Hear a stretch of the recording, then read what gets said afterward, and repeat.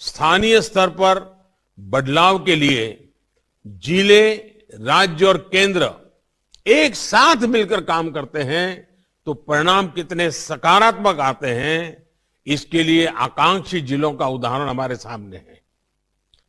Aspirational district का जो प्रयोग रहा है वो अच्छे परिणाम दे रहा है, लेकिन पिछले कुछ दिनों में कोरोना के कारण जो गति आनी चाहिए तो नहीं आई, लेकिन अब फिर से उस पर हम बल दे सकते हैं। साथियों, कृषि अपार क्षमताओं से भरी है, लेकिन फिर भी कुछ सच्चाइयां हमें स्वीकार करनी होगी।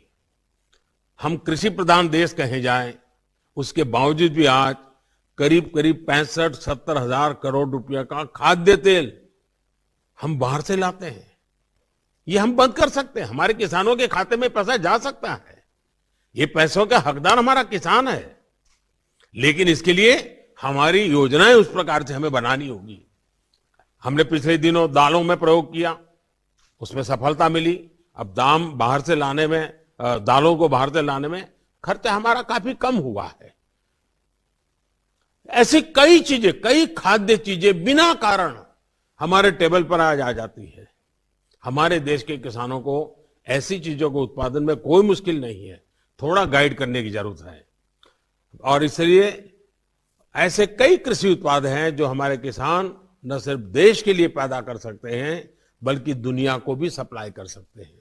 इसके लिए जरूरी है कि सभी राज्य अपनी एग्रो क्लाइमेटिक रीजनल प्लानिंग, उसकी स्ट्रेटेजी बनाएं, उसके हिसाब से किसान को मदद करें।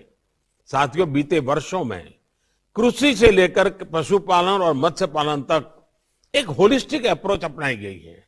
इसका परिणाम है कि कोरोना के दौर में भी देश में कृषि निर्यात में काफी बढ़ोतरी हुई है, लेकिन हमारा पोटेंशियल इससे अनेक गुना ज्यादा है।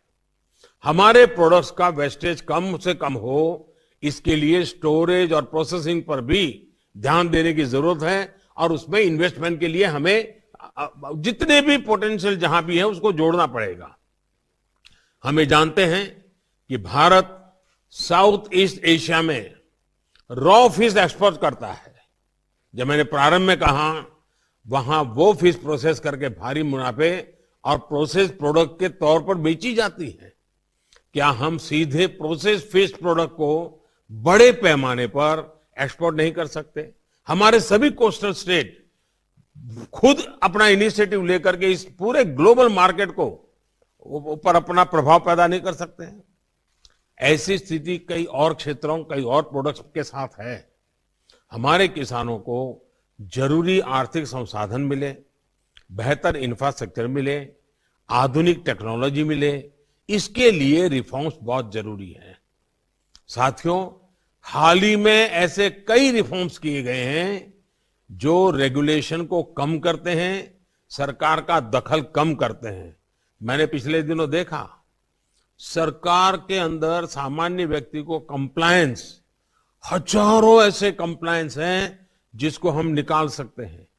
जैसे पिछले दिनों हमने 1500 कानून खत्म किए।